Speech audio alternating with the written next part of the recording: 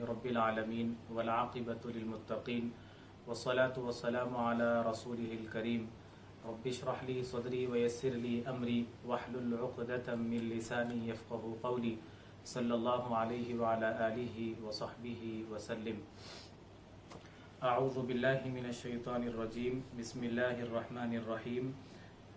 اذا زلزلت الارض زلزالها، جب زمین بڑے زور کے زلزلے سے ہلا دی جائے گی، وَأَخْرَجَتِ الْأَرْضُ أَثْقَالَهَا، اور زمین اپنے اندر کا سب بوجھ باہر نکال پھینک دے گی، وَقَالَ الْإِنسَانُ مَا لَهَا، اور یہ حالت دیکھ کر انسان حیرانی سے کہے گا کہ زمین کو کیا ہو گیا ہے۔ يَوْمَئِذٍ تُحَدِّثُ أَخْبَارَهَا، اس دن زمین خود اپنے سب حالات بیان کر دے گی، بِأَنَّ رَبَّكَ أَوْحَى لَهَا، یہ اس لیے کہ تمہارے رب کا اس کو یہی حکم ہوگا۔ یومئذ یصدر الناس اشتاتا لیروا اعمالهم، اس دن لوگ گروہ در گروہ ہو کر آئیں گے تاکہ ان کو ان کے اعمال دکھا دیے جائیں گے۔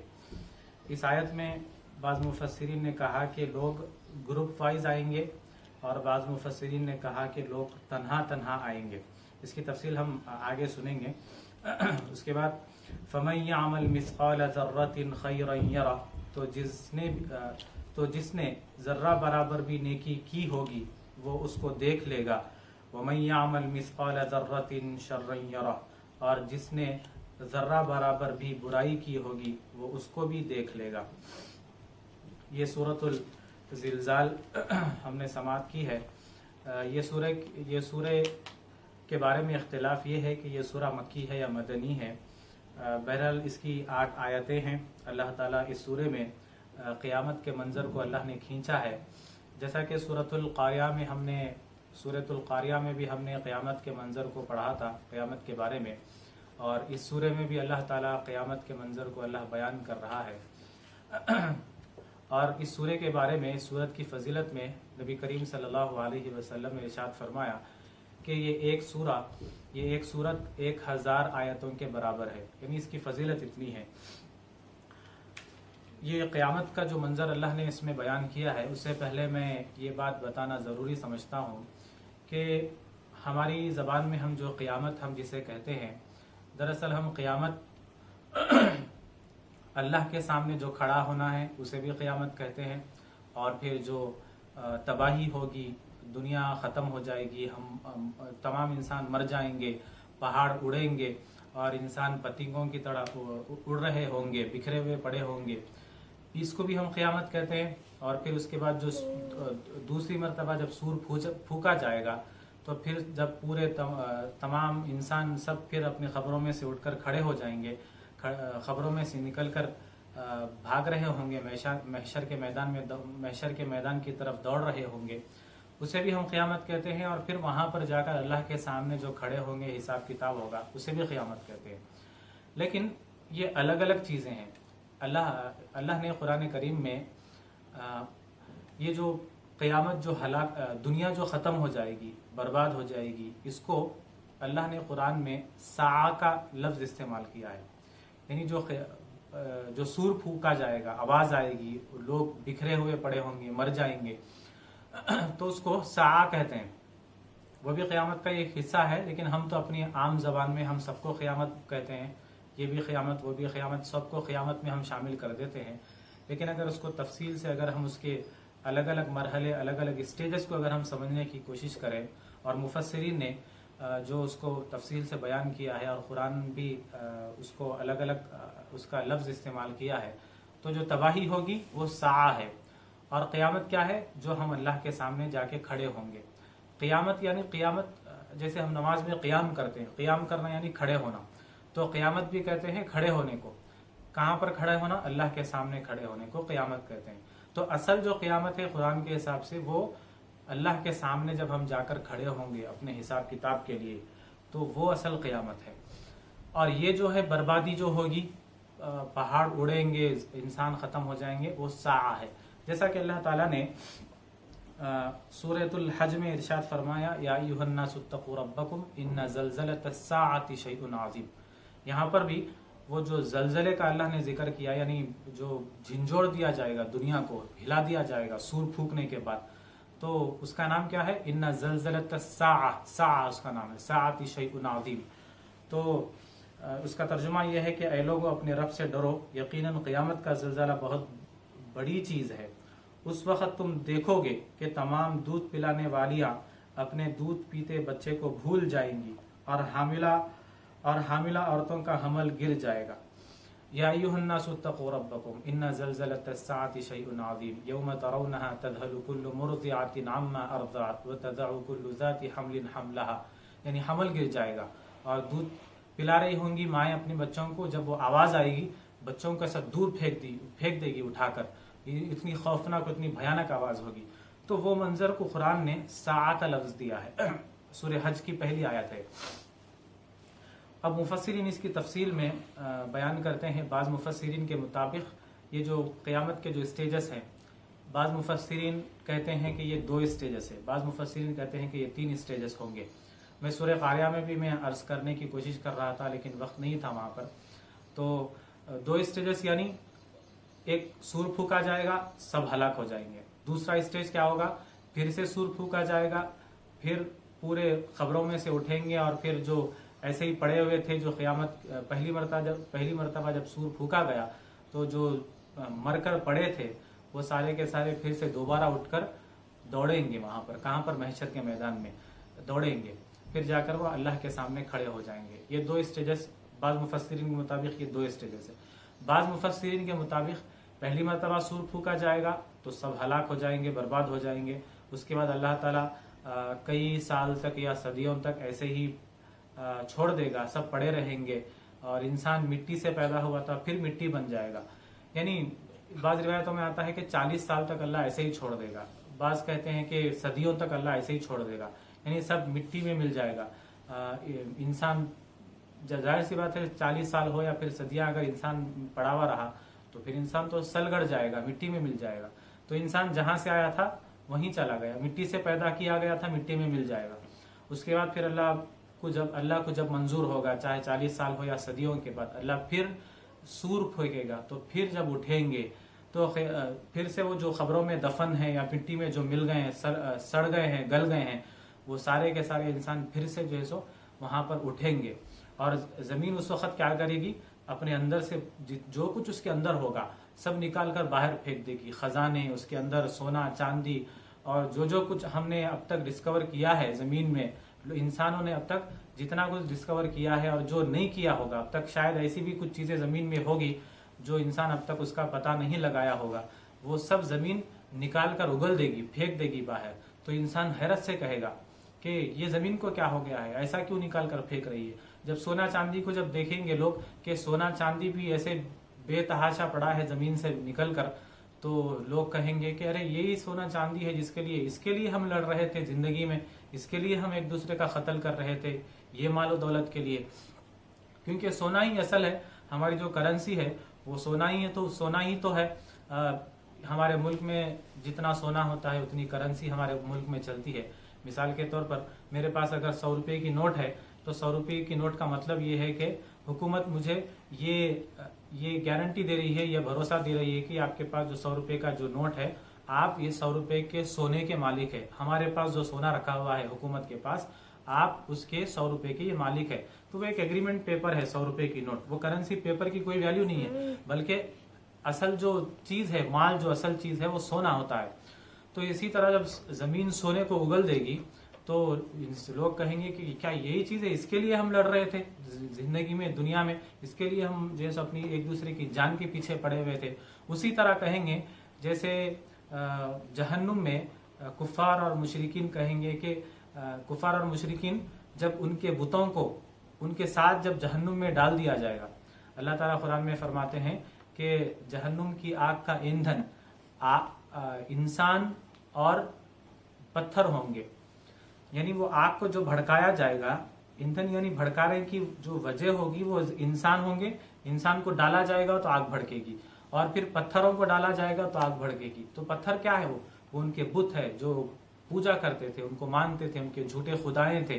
تو وہاں پر وہ لوگ کہیں گے کہ ارے ये बुत तो हमारे साथ यहीं पर पड़े हैं, जबकि जबकि हम तो इनकी इबादत करते थे, इनको मानते थे, ये भी हमारे साथ यहीं पड़े हैं। यानी अफसोस के साथ, हैरत के साथ, एक ताज्जुब के साथ कहेंगे कि अरे ये बुत तो हमारे बराबर आ गए हैं यहाँ पर जहन्नुम में, इन्हें भी अजाब दिया जा रहा है।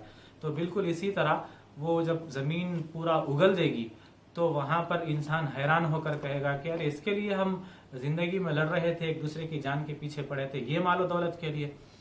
तो ये जो मामला होगा, ये जो मरहला होगा, ये जो स्टेज होगा, ये सेकेंड स्टेज होगा। यानी दूसरी मरतबा जब सूर फूका जाएगा तो जब जो सब मिट्टी में मिल गए थे इंसान, अल्लाह उसको फिर से जिंदा करेगा, उन तमाम इंसानों को।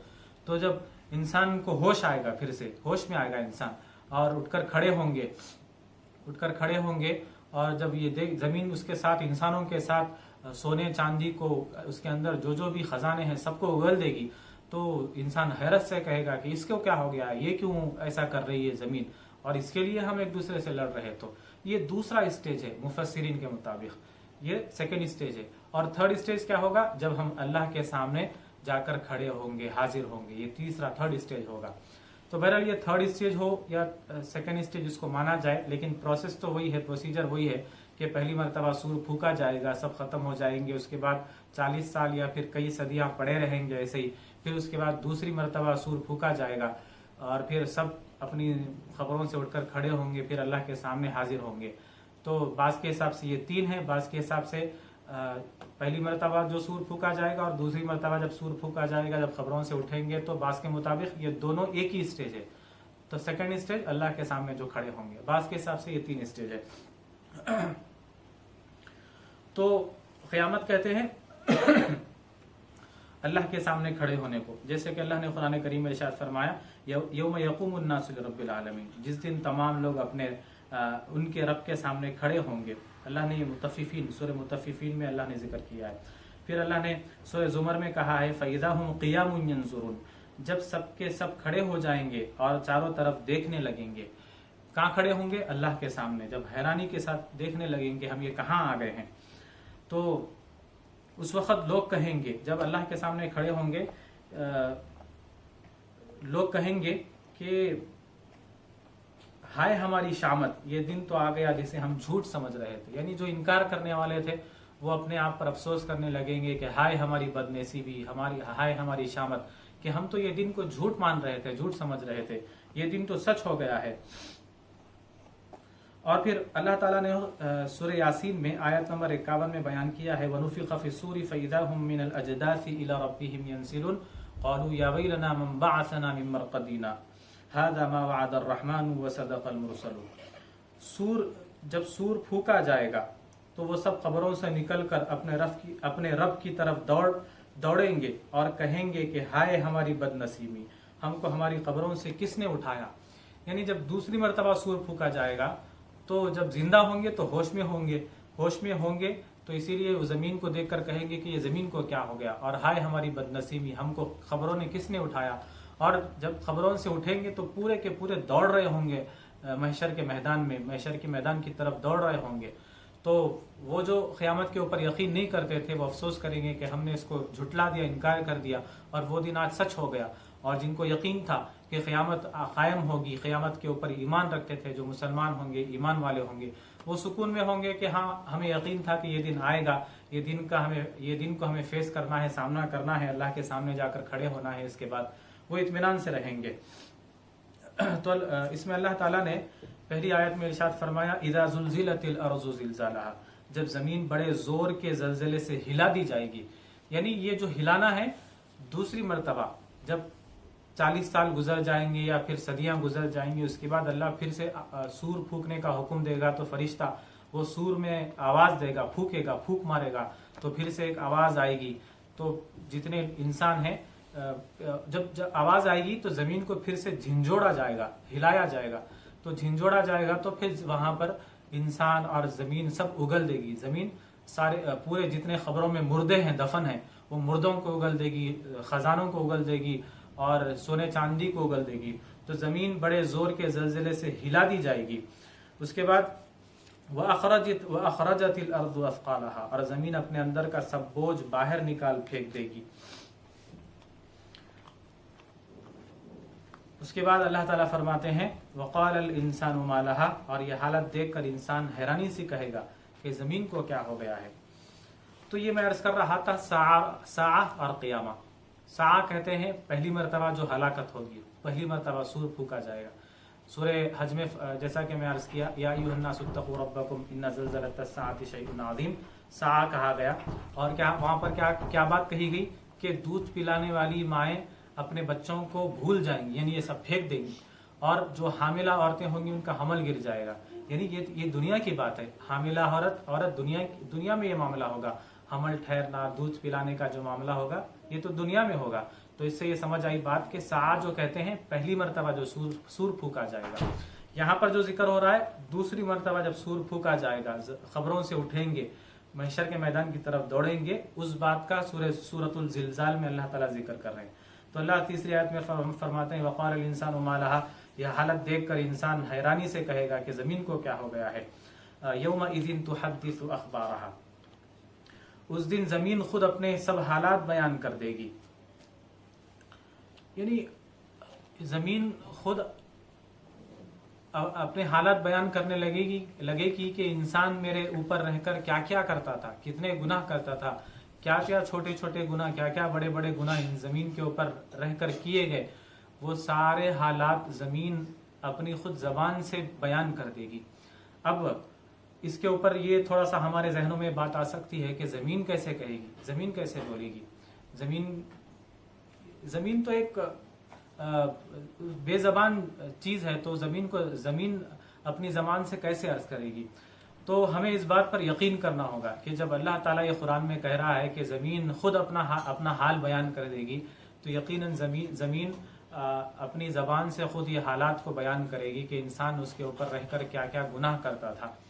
جیسا کہ اگر تھوڑا سا اس کے قریب پہنچنے کے لیے، سمجھنے کے لیے اگر ہم اپنے دماغ کو دوڑائیں کہ زمین کا کہنا کیسا پاسبل ہو سکتا ہے، تو پھر اگر ہم سوچیں کہ جو ٹیپ ریکارڈر ہوتا تھا کہ اس کے اندر کیسٹ ڈالتے ہیں تو ٹیپ ریکارڈ بولتا تھا، وہ ٹیپ ریکارڈ کیسا بولتا ہے؟ کیا اسے زبان تھی؟ زبان تو نہیں تھی۔ ہاں، کیسٹ میں ایک ٹیپ تھا، اگر ہم ٹیپ کے اوپر بھی دیکھیں تو کچھ بھی تو وہاں پر دکھائی نہیں دیتا تھا، وہ ایک بلینک، ہمیں آنکھوں سے تو ہمیں ایک بلینک ہی نظر آتا، ایک ٹیپ نظر آتی، بس وہ گھومتی ہے، لیکن ٹیپ ریکارڈ تو بولتا ہے۔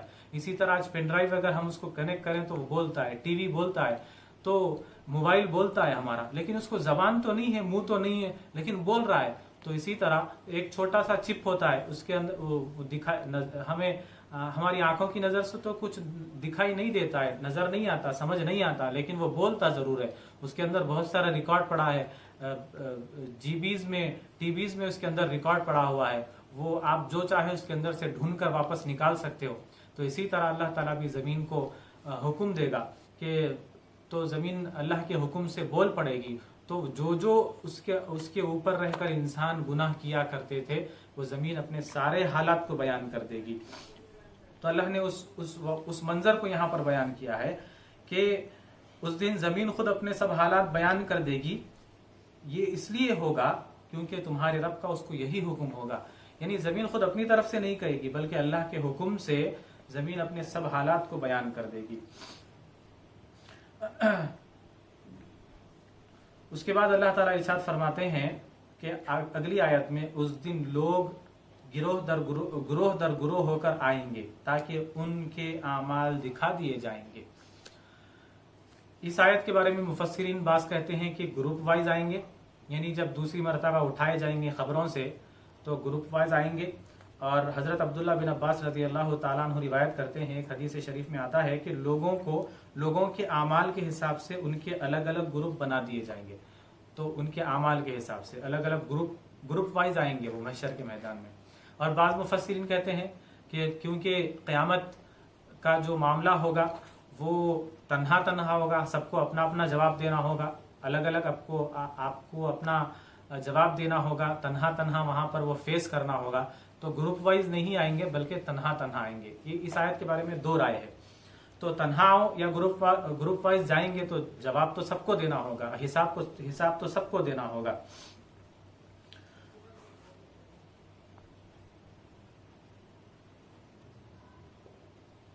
अल्लाह ताला ने सूरह कहफ में एक आयत नाजिल की है, ववुज़िअल किताबु फतरल मुजरिमीन मुशफ़िक़ीन मिम्मा फ़ीहि, कि उनके सामने जब नामे आमाल रख दिया जाएगा तो आप देखेंगे, यानी मोहम्मद सल्लल्लाहु अलैहि वसल्लम आप देखेंगे कि मुजरिमों को देखेंगे कि उसमें जो कुछ लिखा हुआ है वो उससे डर रहे होंगे, यानी नामे आमाल में जो कुछ लिखा होगा उससे डर रहे होंगे और कहेंगे कि हाय हमारी शामत, इस नामे आमाल का तो अजीब हाल है, उसने ना तो किसी छोटे गुनाह को छोड़ा है ना किसी बड़े गुनाह को छोड़ा है, सबको रिकॉर्ड कर लिया है, सबको लिख दिया है। यानी हम जो छुप के अंधेरे में अकेले में जो गुनाह किए थे वो नामे अमाल में सब हमें दिखा दिया जाएगा, बोला नहीं जाएगा बल्कि दिखाया जाएगा, हमारे सामने रख दिया जाएगा। तो लोग हैरत से कहेंगे कि ये कैसा ना अजीब नामे अमाल है, ये तो ना किसी छोटी चीज को छोड़ा है ना बड़ी चीज को छोड़ा है, सबको लिख दिया है, सबको रिकॉर्ड कर दिया है। तो इस दिन लोग ग्रुप बनाकर आएंगे या फिर तन्हा तन्हा आएंगे ताकि उनको उनके नामे आमाल दिखा दिए जाएंगे। तो नामे आमाल जब दिखाएंगे तो लोग हैरत से हैरान होकर कहेंगे ये कैसा अजीब नामे आमाल है। उसके बाद अल्लाह ताला आखिरी दो आयतों में इरशाद फरमाते हैं कि जिसने जर्रा बराबर भी नेकी की होगी वो उसको देख लेगा, और जिसने जर्रा बराबर भी बुराई की होगी वो उसको भी देख लेगा। अब रही बात यहाँ पर जर्रे से क्या मुराद है, जर्रा यानी किस चीज को कहते हैं। अब हमारी जहनों में तो जर्रा यानी एक छोटी चीज हो, छोटी चीज ही हमारे जहन में बात आएगी, लेकिन मुफस्सिरीन इसकी जो इसको बयान किए हैं कि जर्रे का मतलब क्या है। तो जर्रे का मतलब ये है कि जिसे हम इस दुनिया में तोल नहीं सकते, उसका वजन नहीं किया जा सकता, उसे कहते हैं जर्रा। यानी इतनी बारीक चीज कि हम उसका वजन नहीं कर सकते, अल्लाह के पास उसका भी वजन होगा, उसको भी वहां पर उसका भी हिसाब होगा। या फिर एक रिवायत के मुताबिक, एक बात के मुताबिक कहा गया है कि जर्रा किसे कहते हैं, तो कहा गया कि जर्रा यानी जो चूंटी होती है, चूंटी का जो अंडा होता है, अंडे को जर्रा कहा जाता है। यानी चूंटी पहले ही वो बहुत बारीक होती है और फिर चूंटी के अंडे को देखना हमारे लिए ये बहुत मुश्किल काम है, हम शायद कभी देखे भी नहीं होंगे। तो चूंटी के अंडे को जर्रा कहते हैं। ये तो मुफस्सिरीन की बात है और मुफस्सिरीन की ये बात बहुत पहले की बहस है, पहले की तहकीक है। अगर हम इससे भी अगर हम आगे भी अगर समझने की कोशिश करें तो माइक्रोस्कोप में जो देखा जाता है कि बारीक बारीक चीजें जो आमतौर पर नजर नहीं आती है, बारीक जो जर्रात होते हैं उसे भी हम देख सकते हैं, जो सेल्स होते हैं उन्हें भी हम देख सकते हैं उसके जरिए। तो बिल्कुल जो बारीक चीज होगी जिसे हम देख नहीं सकते, जिसे हम तोल नहीं सकते, जिसका वजन नहीं किया जा सकता, उसे कहते हैं जर्रा। तो अल्लाह ताला फरमाते हैं फमन यअमल मिस्काल ज़र्रतिन खैरन यरा वमन यअमल मिस्काल ज़र्रतिन शर्रन यरा। तो जिस दिन जर्रा बराबर भी नेकी की हो, तो जिसने जर्रा बराबर भी नेकी की होगी वो उसको देख लेगा, और जिसने जर्रा बराबर भी बुराई की होगी वो उसको भी देख लेगा। तो बारीक बारीक चीज हमें बतला दी जाएगी और इंसान हैरान होकर कहेगा कि ये कैसा अजीब नाम अमाल है कि वो हर छोटी चीज बड़ी चीज को लिख लिया है, रिकॉर्ड कर लिया है। और फिर वहां पर यह भी होगा कि हमारे जिस्म के आज़ा बोलेंगे, हमारा जिस्म के हिस्से बोलेंगे, पार्ट्स बोलेंगे, हाथ बोलेगा, जबान बोलेगी, मेरा ये जिस्म का चमड़ा बोलेगा। अल्लाह ताला उसको कुरान करीम में सूरह हामीम सजदा में इरशाद फरमाता है, हत्ता इज़ा मा जाऊहा शहिदा अलैहिम समउहुम व अबसारुहुम व जुलूदुहुम बिमा कानू यामलून व क़ालू लिजुलूदिहिम लिमा शहिदतुम अलैना क़ालू अंतक़नल्लाहु अल्लज़ी अंतक़ कुल्ल शैइन व हुव ख़लक़कुम अव्वल मर्रतिन व इलैहि तुरजाऊन। जब वो दोज़ख तक पहुंचाए दिए जाएंगे तो उनके कान, उनकी आंखें, उनके चमड़े भी उनके खिलाफ उनके करतूतों की गवाही देंगे।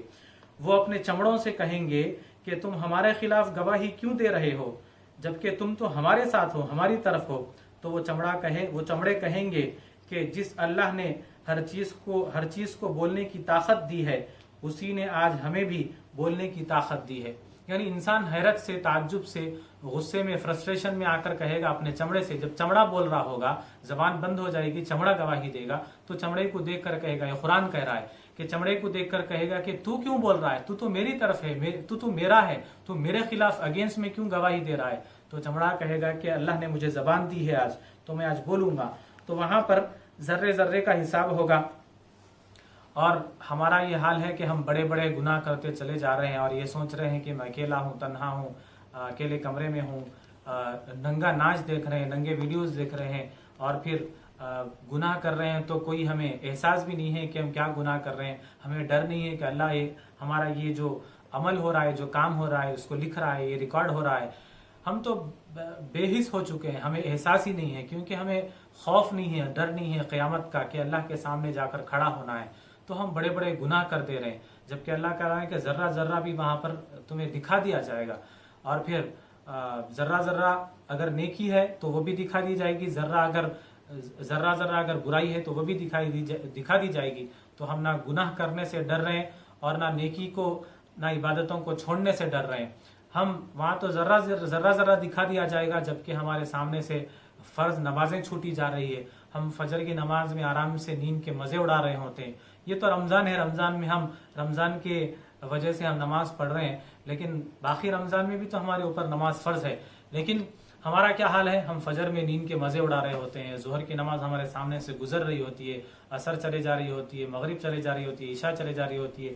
بعض مسلمانوں کا حال تو یہ ہے کہ صرف جمعہ آ کر نماز پڑھتے ہیں، یا پھر بعض 5 وقت میں سے 2 یا 3 نمازیں پڑھ لیے، باقی کے چھوڑ دیتے ہیں. اللہ معاف کرے گا، اللہ رحیم ہے، اللہ غفور الرحیم ہے.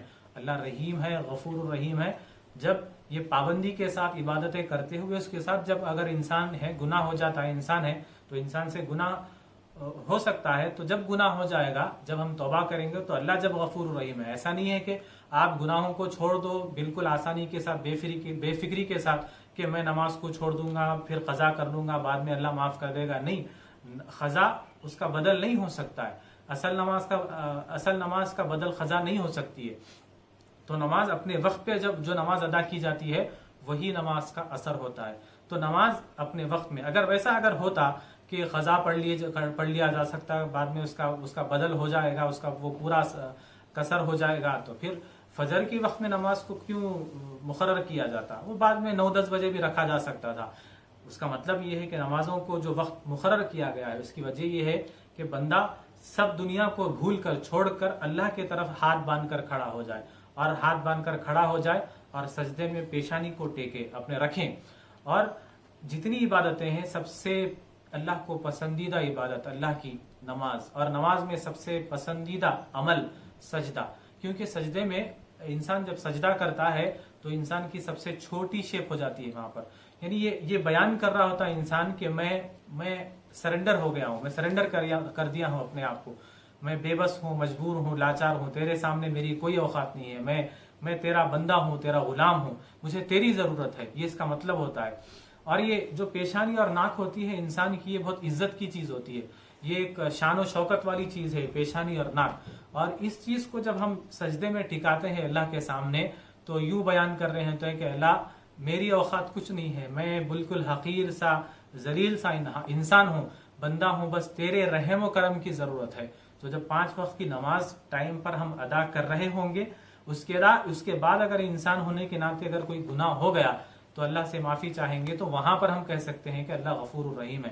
لیکن گناہ چھوڑ دیں گے، نمازوں کو چھوڑ دیں گے، اور آسانی کے ساتھ ہم بے پرواہ زندگی گزار کر گناہ پہ گناہ کر کے ہم یہ کہیں گے کہ اللہ غفور الرحیم ہے، تو اللہ غفور الرحیم نہیں ہے. بلکہ اللہ کیا ہے؟ وَمَن يَعْمَلْ مِثْقَالَ ذَرَّةٍ شَيْئًا يَرَهُ. اس دن اللہ تعالیٰ ذرہ برابر بھی جو برائی ہوگی اللہ ہمیں اسے دکھا دے گا. تو اللہ تعالیٰ سے دعا ہے کہ اللہ تعالیٰ ہم سبوں کو کہنے اور سننے سے زیادہ عمل کرنے کی توفیق عطا فرمائے. وآخر دعوانا ان الحمد للہ رب العالمین.